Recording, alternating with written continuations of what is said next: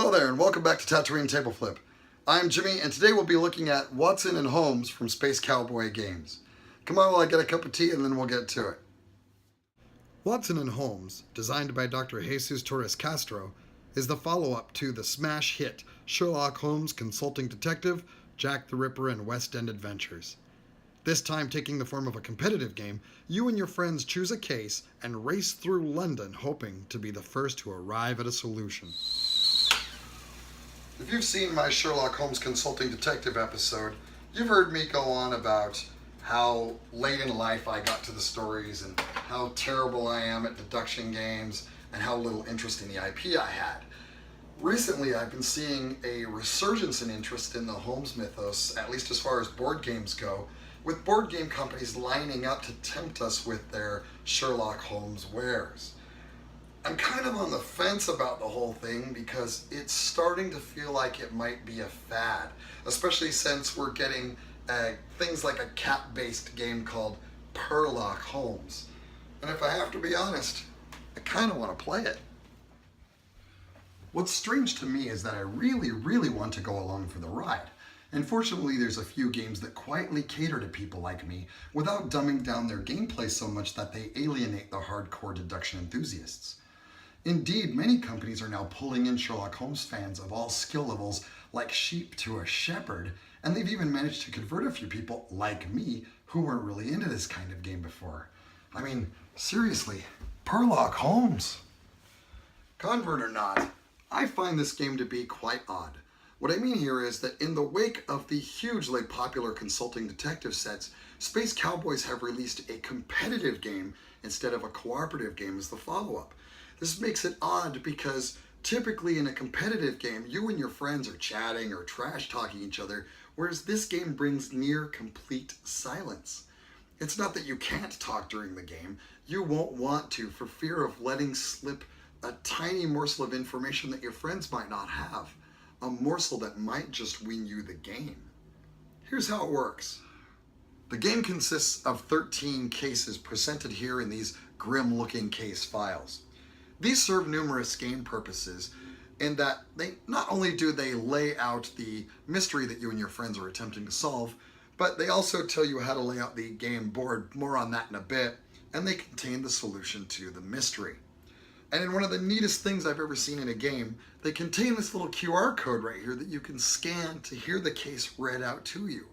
I love games that include little things like that just draw you that much further into the theme.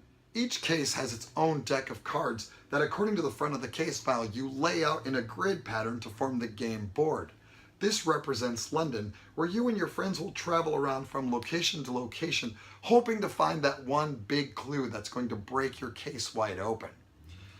But you need to do this quickly because your friends can arrive there before you and essentially, or very literally using one of these police tokens, lock you out of that location. More on that in a bit.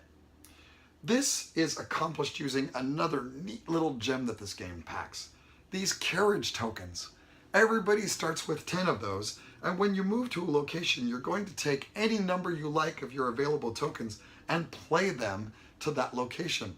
What this does is it starts essentially a bidding mechanic, where your friend then might want to come in and he might play a few more tokens than you do, which forces you to carry on to a different location. But never fear, as the turn comes back around, you'll be able to rebid for that location, possibly forcing them back out of it.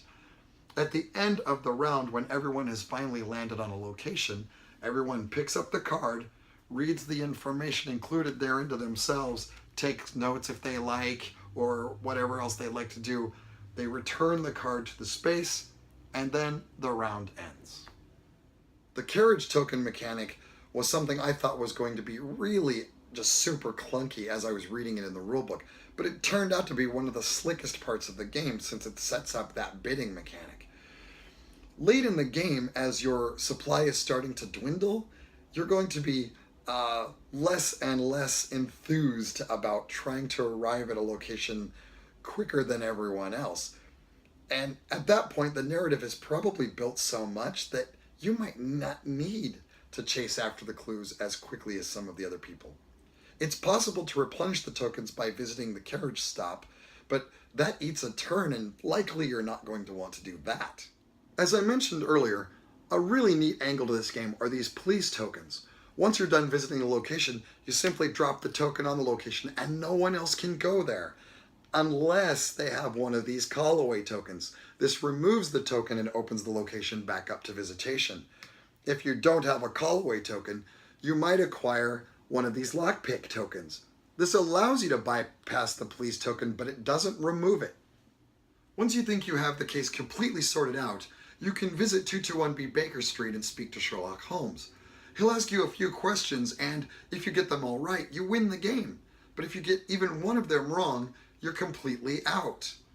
I find that this is my least favorite mechanic in the game because since the game supports up to 7 of your friends playing, you might find yourself for kind of a boring wait while everyone else finishes the game. What we found is that the turns do not go by very quickly because there's actually quite a bit of information on each of these cards.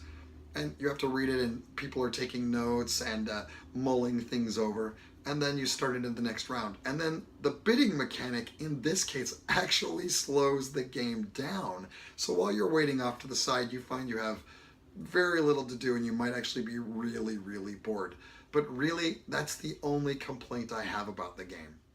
As far as the components go, Space Cowboys have really knocked it out of the park with this release.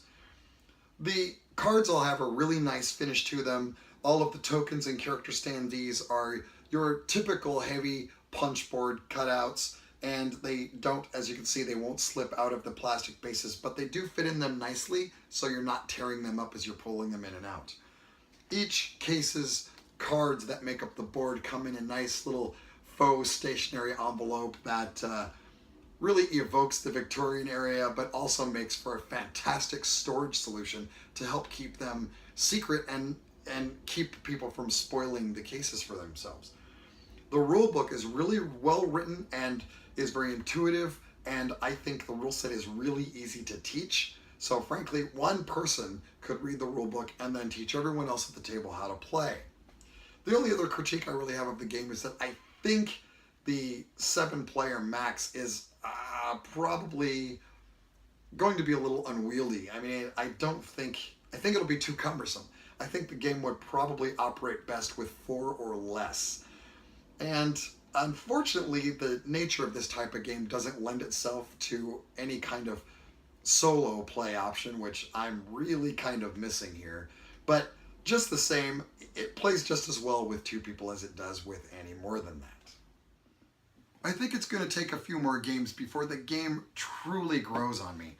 I feel like there's a lot of potential here that's being choked out by the silence inherent in playing a game where you have to be overly protective of your information. But the components are really good, the writing is really good, the mysteries so far as I've played are fantastic, and I love these goofy slipcase boxes that all are going to look fantastic together as soon as all of the Sherlock Space Cowboy games are released. For that and for the fun that the game actually is, it's earned its spot on my game shelf. Hey, that's it for this time. If you guys like the show, why don't you give us a like down below and leave a comment, tell us what you think, and don't forget to hit that subscribe button, please. You can find us on the web at www.boardgamerblues.com or on Facebook and Twitter @BoardGamerBlues. You can also send me an email directly at Jimmie@BoardGamerBlues.com. That's JIMMIE @BoardGamerBlues.com. Tell me what you want to see. Recommend games for review or unboxings or both. Tell us what you think of the show. Let us know if there's anything else you'd like to see included in the format. Anything at all. We just love to hear from you guys, even if it's just to say hi.